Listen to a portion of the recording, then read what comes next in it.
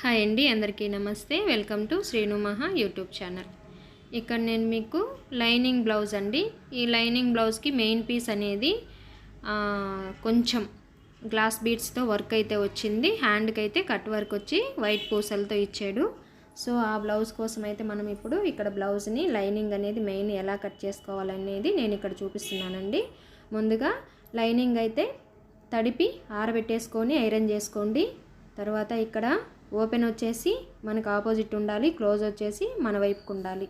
ఓకేనా ఫ్రెండ్స్, ఇక్కడ చూడండి 30 నడుం లూజ్ వచ్చేసి 34, నాలుగో భాగం వచ్చేసి 8.5 వస్తుంది. ఈ 8.5 ఇంచుల్ని ఇదిగోండి 8.5 ఇంచుల్ని ఇక్కడ రాసి పెట్టుకున్నామంటే మనం కట్ చేసేటప్పుడు ఈజీ అవుతుంది.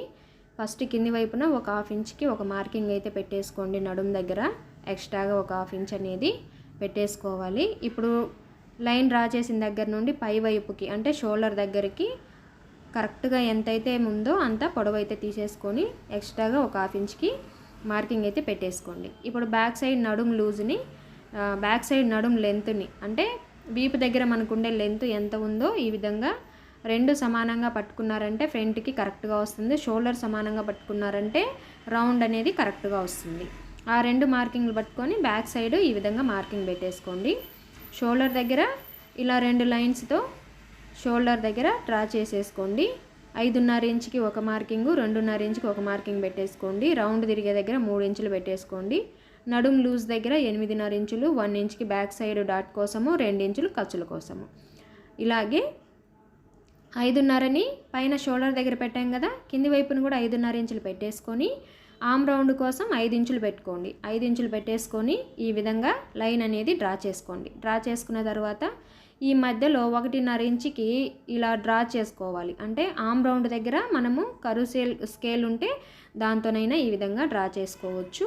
1.5 ఇంచుల దగ్గర పెట్టేసుకొని కరెక్ట్గా డ్రా చేసేసుకోండి. ఇప్పుడు 8.5 ఇంచులు మీకు క్లారిటీగా రావాలి అనుకుంటే 8.5 ఇంచులు పెట్టేసుకొని దానికి 1.5 ఇంచ్ ఎక్స్ట్రా కలుపుకోండి. అప్పుడు చెస్ట్ లూజ్ మనకి కరెక్ట్గా వస్తుంది. సైడ్ ఖర్చు కోసం 2 ఇంచులు ఎక్స్ట్రాగా తీసుకోండి. ఖర్చు అనేది మీ ఇష్టం అండి. ఈ బ్యాక్ సైడ్ వచ్చేసి రౌండ్ కోసం ఇలాగా కరువు స్కేల్తో స్ట్రైట్గా లైన్ డ్రా చేసుకొని కరువు స్కేల్తో రౌండ్ అయితే డ్రా చేసేసుకోండి. లేదు మీకు చేత్తో వచ్చు అనుకుంటే చేత్తోనైనా మీరు డ్రా చేసుకోవచ్చు. ఇక్కడ ఆమ్ రౌండ్ కరెక్ట్గా సరిపోయిందా లేదా అని నేను మీకు ఇక్కడ చూపిస్తున్నాను చూడండి. కరెక్ట్గా అయితే సరిపోయింది. పైన షోల్డర్ దగ్గర ఖర్చు వదిలిపెట్టేసుకొని కొలత అనేది తీసుకోవాలి. ఇప్పుడు మనం ఎలా అయితే మొత్తం డ్రా చేసుకున్నామో యాజ్ ఇట్ ఈజ్ అలాగే కటింగ్ అయితే చేసేసుకోవాలి. ఇదిగోండి ఇలాగా. ఇప్పుడు ఈ ఆమ్ రౌండ్ దగ్గర జస్ట్ 1/4 ఇంచ్ అనేది డౌన్గా కట్ చేసుకోవాలండి. ఇలాగా ఇక్కడ ఖర్చు దగ్గర ఒక ఖర్చు అయితే పెట్టేసుకోండి. బ్యాక్ సైడ్ డాట్ కోసం ఇలాగ టేపుని పొడవు అయితే చూసేసుకొని దానికి మధ్యలోకి ఒక మార్కింగ్ అయితే పెట్టుకొని అటు ఇటు ఒక 1/2 ఇంచ్ అనేది డ్రా చేసుకోండి. డాట్ పొడవు 4.5 ఇంచులు పెట్టుకోండి. సైడ్కి ఒక 1/2 ఇంచ్ ఇలా క్రాస్గా డ్రా చేసుకోండి. నెక్కుని క్రాస్గా డ్రా చేసిన దగ్గర ఇప్పుడే కటింగ్ అయితే చేయొద్దండి, లాస్ట్లో చేసుకోవాలి. ఇప్పుడు హ్యాండ్ కోసం అండి, హ్యాండ్ కటింగ్ అయితే ఇదిగోండి ఇలాగ చేసుకోవాలి. ఫస్ట్ ఎక్కువలు తక్కువలు ఉంటే క్లాత్ని స్ట్రైట్గా కటింగ్ అయితే చేసేసుకోండి. లైన్ డ్రా చేసుకొని ఒక 1/2 ఇంచ్ ఎక్స్ట్రాగా మళ్ళీ ఒక లైన్ అనేది డ్రా చేసుకోండి.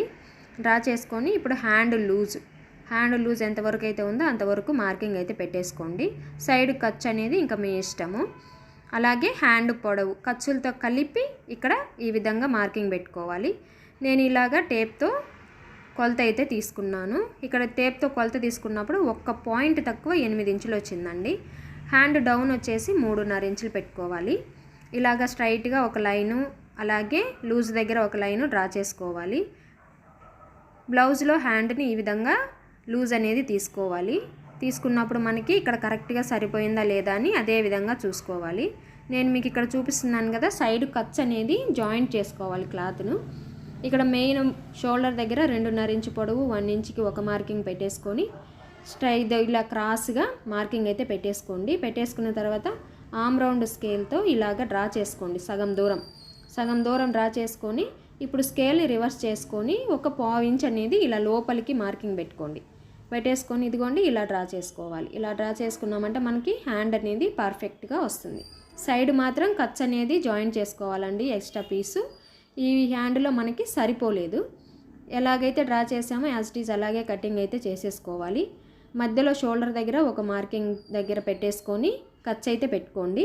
సైడ్ కూడా మీరు ఎంతైతే లూజ్ పెట్టుకున్నారో అంతకి ఒక ఖర్చు పెట్టుకోండి. ఇక్కడ మధ్యలో ఖర్చు నుండి 1 ఇంచుకి ఒక మార్కింగ్ పెట్టుకొని మధ్యలో 3/4 ఇంచుకి ఒక మార్కింగ్ పెట్టుకోవాలి. ఈ మార్కింగ్లన్నీ బేస్ చేసుకుంటూ ఇలాగ డ్రా చేసుకోవాలి. డ్రా చేసుకునే విధంగా కటింగ్ అయితే చేసేసుకోవాలి. ఫ్రంట్ అని తెలియడం కోసం ఒక ఖర్చు అయితే పెట్టేసుకోండి. మనకి పర్ఫెక్ట్గా హ్యాండ్ కటింగ్ అయితే అయిపోయింది. ఇప్పుడు ఫ్రంట్ కట్ చేసుకోవాలి. ఫ్రంట్ ఓపెన్స్ అనేది మనం ఎటైతే ఉండి కట్ చేస్తామో అటే పెట్టుకోవాలండి. మీకు ఎక్కువ క్రాస్ కావాలి అనుకుంటే ఇదిగోండి ఈ విధంగా తీసుకోవాలి బ్యాక్ పార్ట్ని. లేదు తక్కువ క్రాస్ కావాలి అనుకుంటే మీరు క్లాత్ని ఇంకొంచెము ఇటువైపు కంటే మీ వైపుకు తిప్పుకున్నారంటే క్రాస్ అనేది తగ్గిపోతుంది. ఇప్పుడు బ్యాక్ పార్ట్ ఎలా ఉందో యాజ్ ఇట్ ఈజ్ మొత్తం అలాగే డ్రాయింగ్ అయితే వేసేసుకోండి. వీల్ మార్కర్తో ఆర్మ్ రౌండ్ దగ్గర రబ్ చేసుకోండి. అలాగే నెక్ దగ్గర కూడా రబ్ చేసుకోండి. ఇప్పుడు బ్యాక్ పార్ట్ తీసేసుకొని ఈ రబ్ చేసిన దగ్గర అంటే ఆర్మ్ రౌండ్ దగ్గర ఫ్రంట్ దగ్గర ఇలా లైన్స్ అనేది డ్రా చేసుకోండి. నెక్ దగ్గర లైన్స్ అనేది ఈ విధంగా డ్రా చేసుకున్నారు కదా. ఇప్పుడు ఈ కింది వైపు నుండి 2.5 ఇంచుకి ఒక మార్కింగ్ పెట్టుకోండి. ఇటు అటు పెట్టేసుకొని స్ట్రైట్గా ఒక లైన్ అనేది డ్రా చేయండి. డ్రా చేసిన తర్వాత ఇప్పుడు ఆ లైన్ కన్నా ఒక 1/2 ఇంచ్ అనేది కిందికి డ్రా చేసుకోండి. కిందికి డ్రా చేసుకున్నారు కదా. ఇది జస్ట్ మీకు ఐడియా కోసమే నేను ఇలా చెప్తున్నానండి. ఆర్మ్ రౌండ్ దగ్గర 1 ఇంచుకి ఒక మార్కింగ్ పెట్టేసుకొని ఇలాగా లోత్ అయితే తీసుకోవాలండి. ఫ్రంట్ కదా ఇది, లోత్ అయితే తీసుకోవాలంటే బ్యాక్ పార్ట్ కన్నా ఫ్రంట్ పార్ట్ ఒక 1/2 ఇంచ్ తగ్గించుకోవాలన్నమాట. ఇప్పుడు మనకి లాగకుండా డాట్ పొడవు ఎంత ఉందో పైన షోల్డర్ దగ్గర వదిలిపెట్టేసుకొని డాట్ పొడవు ఎంత ఉందో ఈ విధంగా కొలుచుకోండి. ఫస్ట్ మెయిన్ కొలుచుకొని అదిగోండి బ్లౌజ్కి అయితే ఇక్కడికి ఉంది. ఖర్చుతో కలిపి నేను ఇక్కడికి మార్కింగ్ అయితే పెట్టాను. అంటే మనం పెట్టిన 1/2 ఇంచ్ కన్నా ఇంకా 1 ఇంచ్ అనేది కిందకే మార్కింగ్ పెట్టేసుకోవాలి. పెట్టేసుకొని 5 ఇంచులు పొడవు పెట్టి అందులో 2.5 ఇంచుకి ఒక మార్కింగ్ పెట్టుకోండి. సైడ్ ఒక 1/2 ఇంచుకి డౌన్గా ఒక మార్కింగ్ పెట్టేసుకోండి. ఫ్రంట్ నెక్ షోల్డర్ దగ్గర పైన వదిలిపెట్టేసుకొని ఫ్రంట్ నెక్ ఎంత పొడవు అయితే ఉందో దానికన్నా ఒక 1/4 ఇంచ్ పైకి మార్కింగ్ పెట్టుకొని 4వ ఉక్స్ దగ్గరికి ఒక మార్కింగ్ పెట్టుకోండి. ఇలాగా బాక్స్ లాగా డ్రా చేసుకొని ఫ్రంట్ నెక్ను కూడా రౌండ్గా ఈ విధంగా డ్రా చేసేసుకోండి. డ్రా చేసేసుకొని ఇప్పుడు ఈ సైడ్ నుంచి ఇక్కడ 4వ ఉక్స్ దగ్గర మార్కింగ్ పెట్టాం కదా, ఈ 4వ ఉక్స్ దగ్గర నుండి మార్కింగ్ పెట్టాం కదా, ఇదిగోండి ఈ సైడ్ కూడా మనకి కరెక్ట్గా ఇంకా ఒక 1/4 ఇంచ్ అనేది కిందికే పెట్టేసుకోవాలి. ఎందుకంటే మనకు ఆది బ్లౌజ్లో అలాగే ఉంది. ఇప్పుడు ఈ ఫ్రంట్ నుండి ఈ సైడ్కి ఈ విధంగా మార్కింగ్స్ అయితే పెట్టేసుకొని మార్కింగ్స్ పెట్టిన విధంగా కటింగ్ అయితే చేసేసుకోవాలి. ఫస్ట్ టైం కనుక నా ఛానల్ని చూస్తున్నట్టయితే ప్లీజ్ సబ్స్క్రైబ్ చేసుకోండి.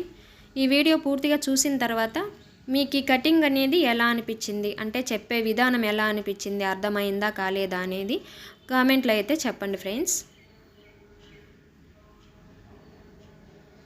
కటింగ్ చేసేసుకున్నారు కదండి.